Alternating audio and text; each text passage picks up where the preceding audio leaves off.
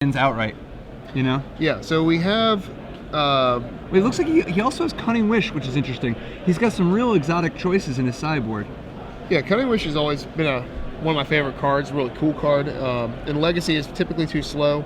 It sees play in the High Tide deck, but not very many other places. So let's see how it does. So we're already on game 2. Chris Andersen with Deathrite Shaman and... Are we saying natural order out the bat here?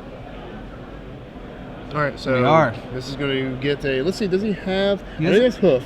Does he have the Regal Force? Yes, he has 1 Regal Force. He also has Progenitus in his sideboard. I don't think this is necessarily the matchup for it, but it's always an option. Yeah, if he has Progenitus, he's probably going to go get that instead to give Laith 1 turn to answer this. Or actually, he gets 2 full turns. Because Hoof right now doesn't do anything. Obviously, just hits him for, let's see, 1, 2, 3, 10 damage. But then it's not enough.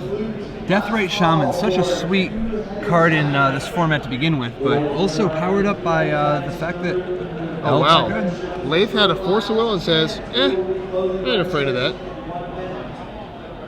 So... Is that 2 Force of Wills in his hand? Yeah, he could have forced. He's like, yeah, I'm good. No, it's a Force of Will, Intuition, Gitaxian Probe. Does he just have the win next turn and he's like, well, this isn't going to do anything? Possibly, yeah. That definitely has to have Andersen taking a moment to consider. Yeah. You know, is this definitely... So he decides to get the... Oh, he has Cabal Therapy in the yard. Interesting. So, with Cabal Therapy in the yard, I always hate jumping into a match like midway through.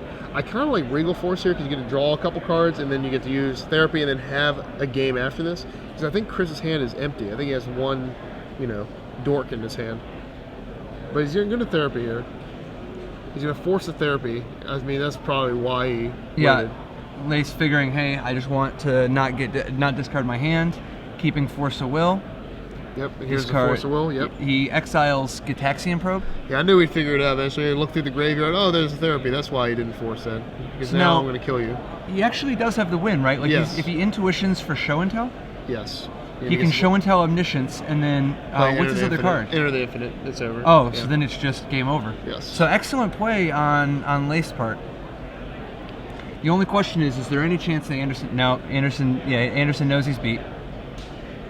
Yeah, so only chance would be if he only had 2 Show and Tells left. Nope. But the problem is that Andersen knows he's beat because he's already seen the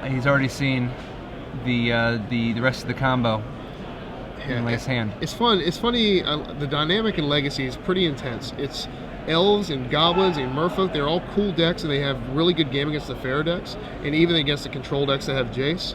However, when they get put against these combo decks, it's just miserable. It's a miserable experience. You really have to get multiple therapies off. Draws another Show and Tell. He therapied him 3 times this game, and look at this. What turn is this? 4? It's just rough. Omniscience.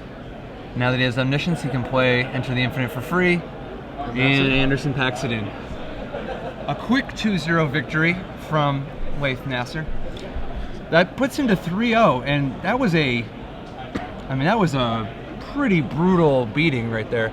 I mean, the hyper fast combo decks are going to be they're always just super effective against these slower combo decks. By slower, obviously, I mean turn 3 or 4 kill decks. Yeah.